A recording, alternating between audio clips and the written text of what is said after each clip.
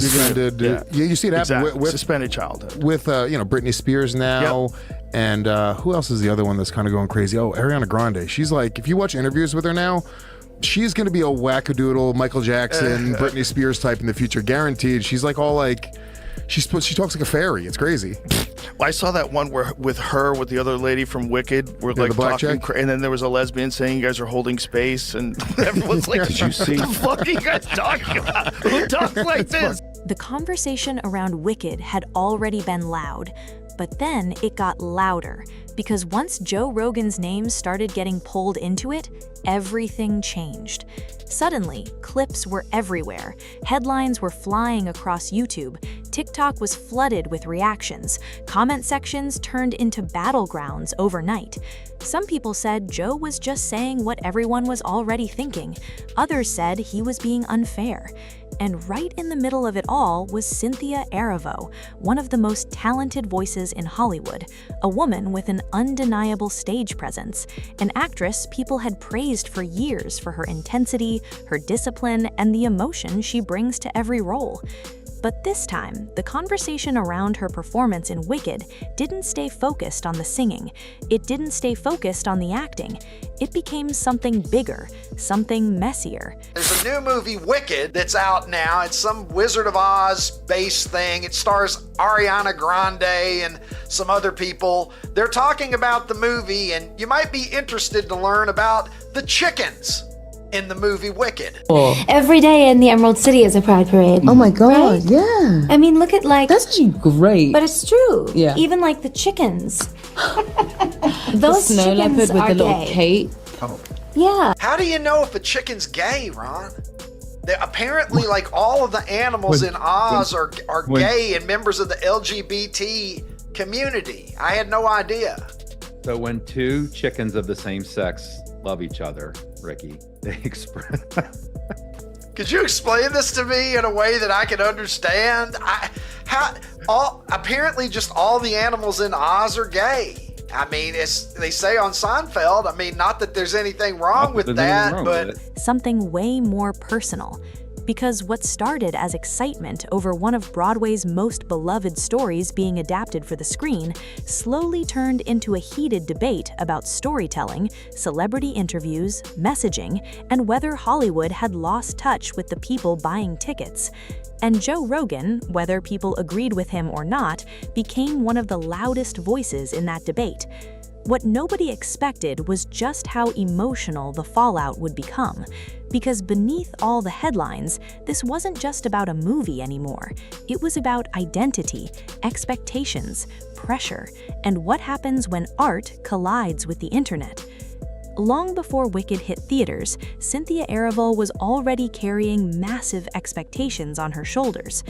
Wicked for Good reviews are here, and this cannot be what Universal was hoping for. Screen International called the spectacle numbing, leaving little room for nuanced depth or feeling. The Independent said there's little sense of movement, no profound revelations, no wonder or spectacle. The Globe and Mail compared it to soggy Fruit Loops. Rolling Stone wrote it no longer defies gravity. The Film Verdict wants the yellow brick road to end here for good, and Slant said the film is stretched out, breathless, and never really emotionally affecting. So yeah, some critics really hated it. Elphaba isn't just any role. For a lot of people, it's sacred. Fans grew up with that character. They memorized the songs. They saw themselves in her pain, in her isolation, in the way she never quite fit in. And Cynthia stepping into that role meant stepping into something bigger than a performance. It meant inheriting years of emotional attachment from millions of fans. And Cynthia knew that.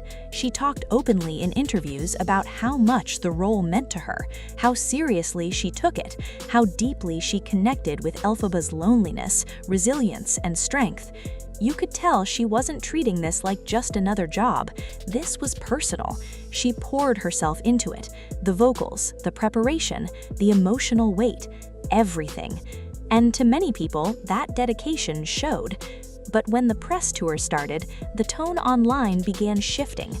At first, it was subtle, small clips, short interview moments, comments taken out and reposted. people debating things she said, people debating things they thought she meant. And then those clips started spreading faster than the movie itself. Suddenly, the focus wasn't only on Wicked, it was on every interview, every quote, every appearance, every answer. People weren't just reviewing trailers anymore. They were analyzing personalities, reading into body language, breaking down conversations frame by frame like it was evidence in a trial. And Cynthia became the center of that storm. Some people defended her instantly. Others said she came across too serious, too careful, too political, too focused on messaging instead of magic. Fair or unfair, that became the narrative online. And once narratives stick online, they move fast.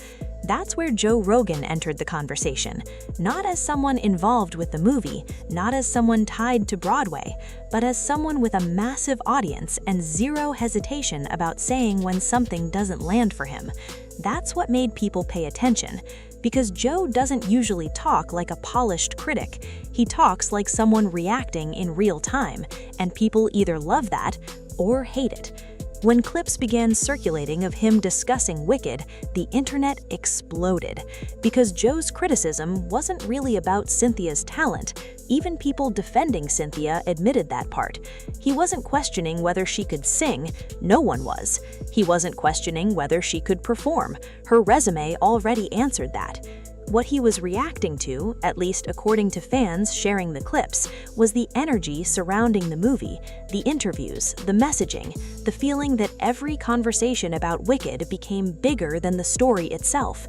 And Cynthia, as one of the film's biggest stars, became tied to all of it, whether she wanted to be or not.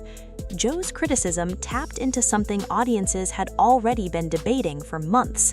When does promoting a movie become explaining a movie? When does discussing themes become over-explaining them?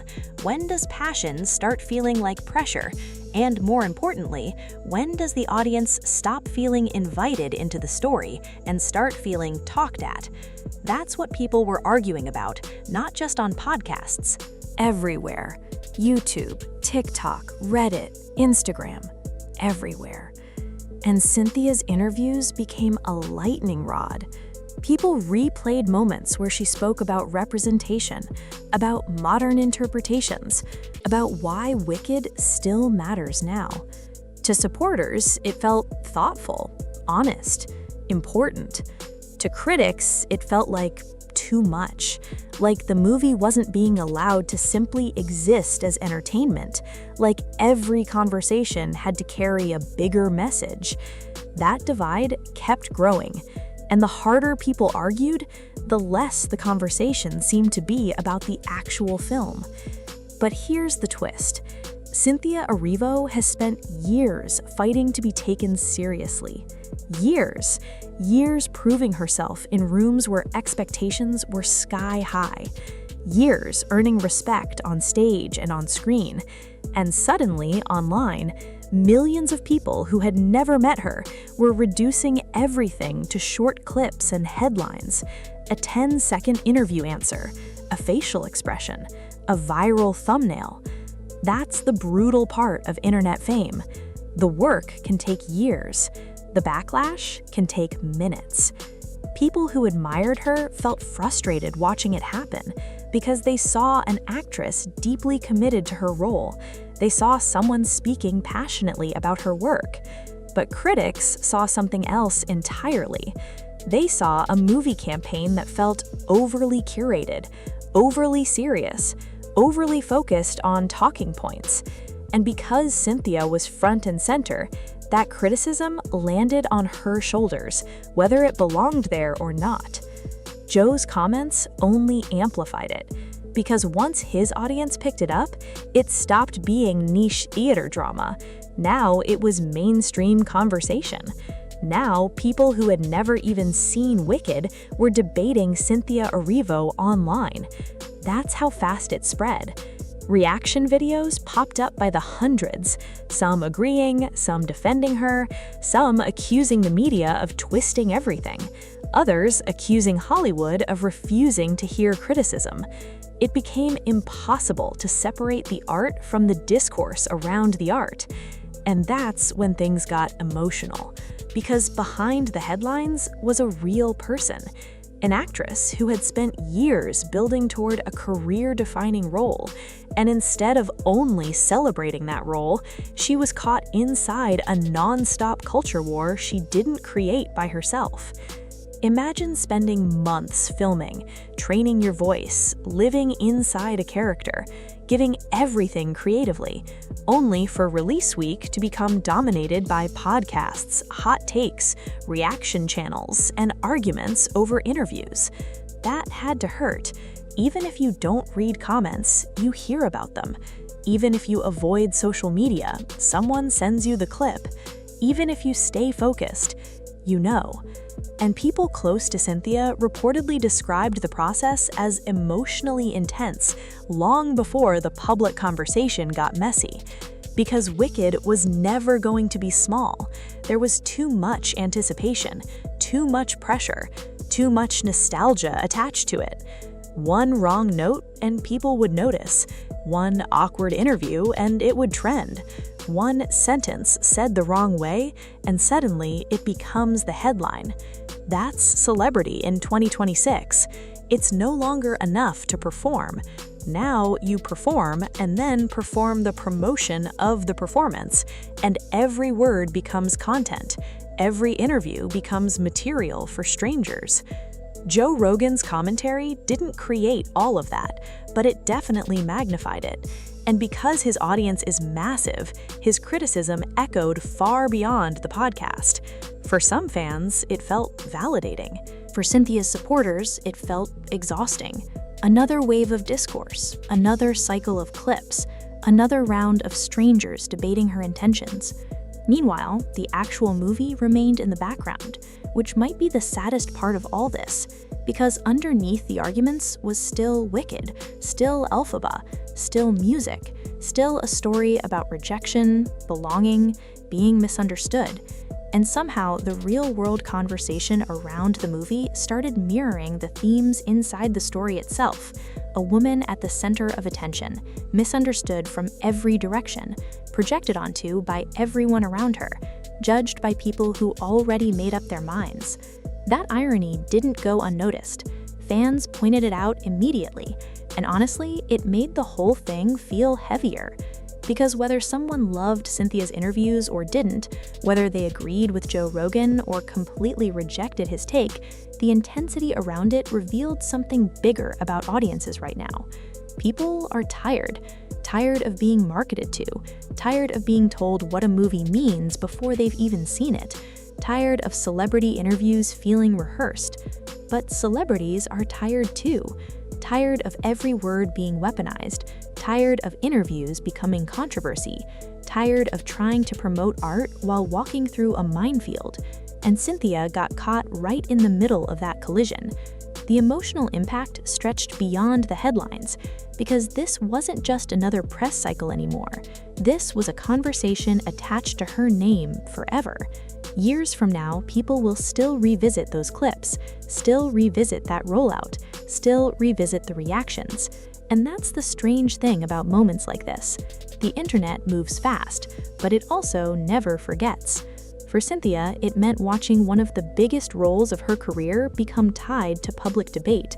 For fans, it meant seeing a beloved story become tangled in arguments that had nothing to do with melodies or performances. For critics like Joe Rogan, it became another example in a larger conversation about Hollywood and audience trust. Everybody walked away seeing something different.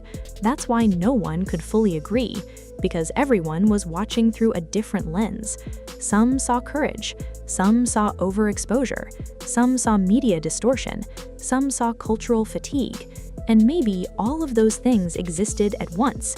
That's what made it so complicated, and that's what kept people talking. By the end of it all, the loudest reactions weren't really about who won the argument. Not Joe, not Cynthia, not the fans. It became about something simpler. What do audiences actually want from art now? Do they want stories untouched? Do they want reinvention? Do they want celebrities to explain their work, or just let the work speak? There's no clean answer, and maybe there never was. Joe Rogan said what many viewers were already thinking. Cynthia Erivo represented something many viewers were already debating, and Wicked became the place where all those tensions met. But beneath all the noise, there's still a human being behind the headlines, still an actress behind Elphaba, still years of work behind every frame, still vulnerability behind every interview smile. That's easy to forget online, easy to forget when everything becomes thumbnails and reaction clips. But it matters, because movies end, press tours end, viral debates fade, but the people inside them keep going. They carry the criticism, they carry the praise, they carry the weight of being turned into conversation. And maybe that's what makes this story feel bigger than Wicked itself. It's about what happens when art enters the internet, and the internet decides it belongs to everyone. By the time the headlines slowed down, one thing was obvious. People weren't just arguing about Cynthia Erivo, they weren't just arguing about Joe Rogan, they weren't even just arguing about Wicked. They were arguing about culture, about storytelling, about who gets to define meaning, and why audiences react so strongly when they feel disconnected from something they were once excited to love. Whether people agreed with Joe or defended Cynthia with everything they had, one truth stayed the same. Nobody was indifferent, and maybe that says everything, because indifference is silence, and this was anything but silent.